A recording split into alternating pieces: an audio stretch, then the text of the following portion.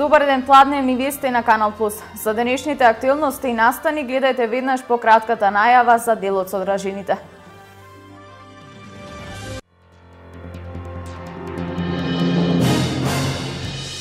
Државата ќе издава на користење 10.000 хектари земјоделско земјиште. Право на користење ќе имаат земјоделците, лицата кои започнуваат со оваа дејност, како и земјоделските компании. Општина Штип ги објави времените локации на кои заинтересираните правни и физички лица ќе може да поставуваат урбана опрема. Почетната цена е 1 евро од метар квадратен месечно.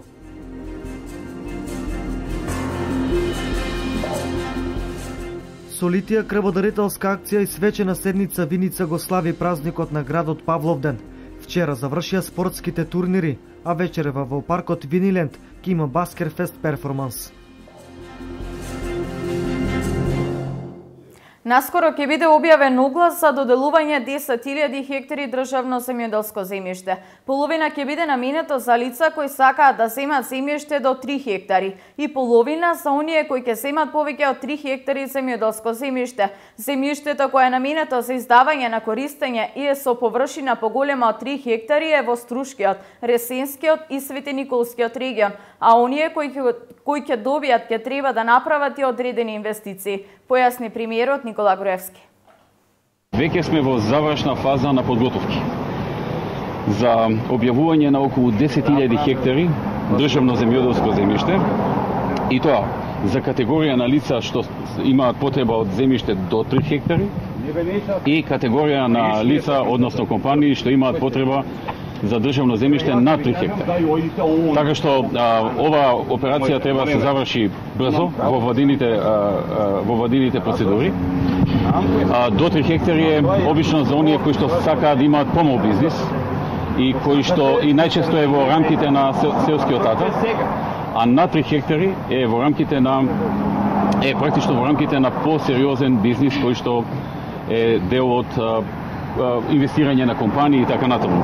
Оние што ќе имаат над 3 хектари, практично ќе имаат и обврски дополнителни да направат одредени инвестиции. Акционерското друштво за стопанисување со деловен простор во државна сопственост го објави вториот пакет на продажба на деловни простории во сопственост на Република Македонија. Се работи за 100 деловни простории во различни градови низ државата. Најголем дел од деловните простории се наоѓаат во Скопје. На истокот на продажба во оваа објава се 3 деловни простории во Штип, лоцирани на улиците Христијан Карпо, Широкдол и Енгелсова. Во Пробиштип на продажба се 2 објекти на улица Нада Михајлова и 2 во Пихчево на улица Борис Кидрич.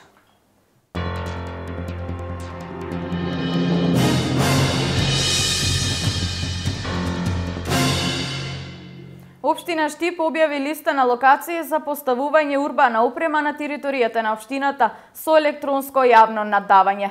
Предмет на електронското јавно наддавање се 18 локации за период од 10 години. Најповолниот понудувач може да постави само типски објект, кој ќе го набави на своја сметка од Алмот до Штип, кој е избран како најдобро идејно решение на конкурс од страна на општината.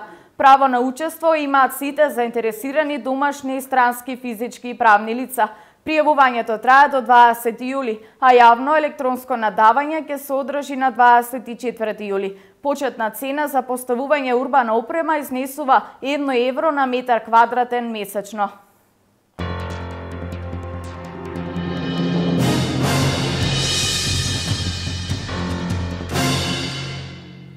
Гоџи бери наскори на подрачјето на општина Карвинци. Приватна фирма насади од ова растение на околу 12 хектари земјоделска површина. Деновиве се работеше на поставување систем за наводнување. Инаку бобинките на пазарот може да се најдат по цена од 1000 динари за килограм.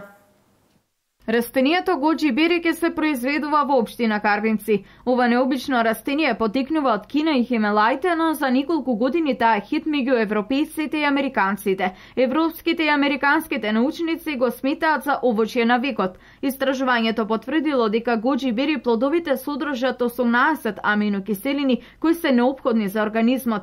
сите главни и споредни витамини и останати состојки потребни за јакнење на имунитетот на организмот кој се предуслов за здрав и долг живот на човекот.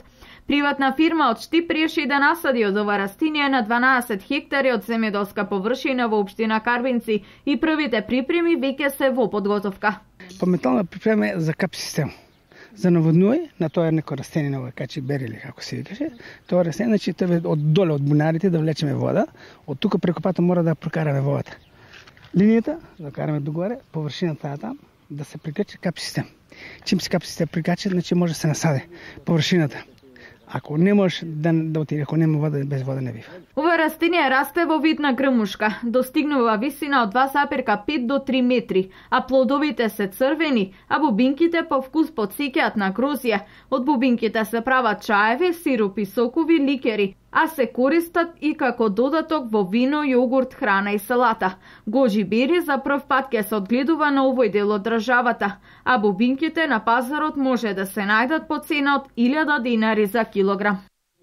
Денеска е собор на 12 апостоли Павловден. Денес е празник посветен на сите апостоли кои се сметаат за темели на црквата, кои го решија христијанството низ целиот свет. Денес Виница го слави својот патрон. Утринава имаше литија во параклисот на Свети Павле. Предпладнево се одржа и традиционалната павловденска крводарителска акција, а во тек е свечена седница на Советот на општина Кочани. Вечерва според празничната програма е баскер перформанс, кој ќе се одржи во 19 часот во паркот Виниленд.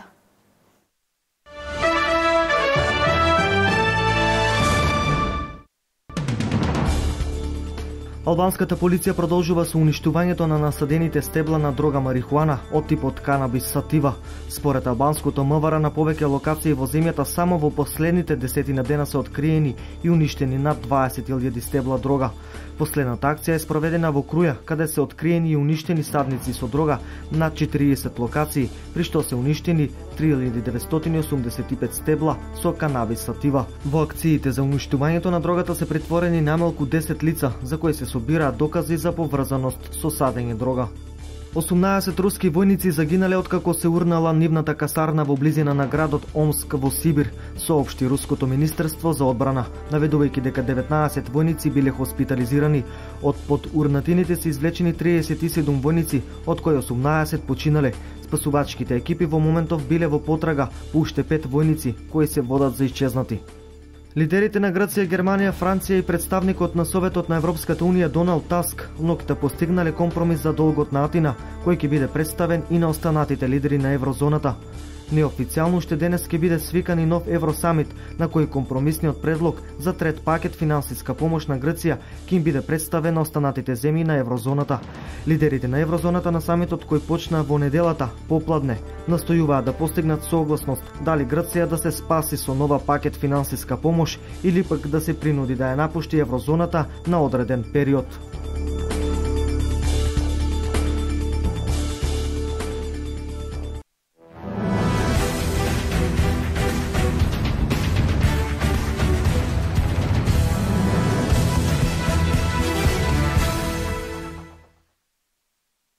Новак Џоковиќ уште еднаш потврди дека е најдобар тенисер на денешницата, откако втора година поред го победи големиот Роџер Федерер во финалето на Вимблдон. Новак Џоковиќ по трет пат во својата кариера го освои Вимблдон, надпревар кој ќе остане запаметен како еден од највозбудливите во Лондон. Ова е негова трета титула во кариерата на Вимблдон. Тој го освои во 2013, 2014 и оваа 2015 година. Тенисерката Серена Вилијамс триумфираше во женското финале на Вимблдон, кога ја победи Гарбине Мугуруза со 2:0 во сетови. За Серена ова е шеста титула од Вимблдон и 21 Гранд Слем во кариерата. Неофицијалното светско првенство во тенис, како што популарно го нарекуваат третиот Гранд Слем турнир во тениската сезона, заврши со свечената вечера и танцот на победниците Серена Вилијамс и Новак Џоковиќ. Сопругата на Новак, Јелена Џоковиќ, преку Твитер и се обрати на Серена Вилијамс дека му дала дозвола на сопругот да танцува со неа. Танцот на освојувачите на турнирот е уште еден од традициите кои се дел од богатата историја на All England клубот, поради која вчера на актуелниот светски првак во Формула 1 Луис Хамилтон не му беше дозволено да влезе во кралската ложа, иако бил уредно поканет, но немал облечено палто и вратоврска. Англичаните го организираат турнирот од 1877 година.